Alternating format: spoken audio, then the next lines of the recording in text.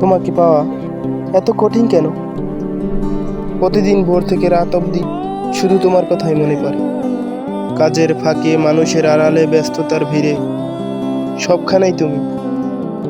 অথচ তুমি যেন দূরের এক আকাশের তারা, দেখা যায় ছোঁয়া যায় না।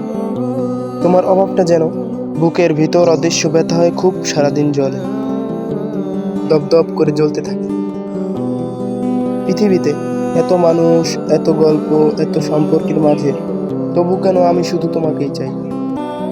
কেন তুমি ছাড়া আর কেউ আমার চোখে ধরা দেয় না?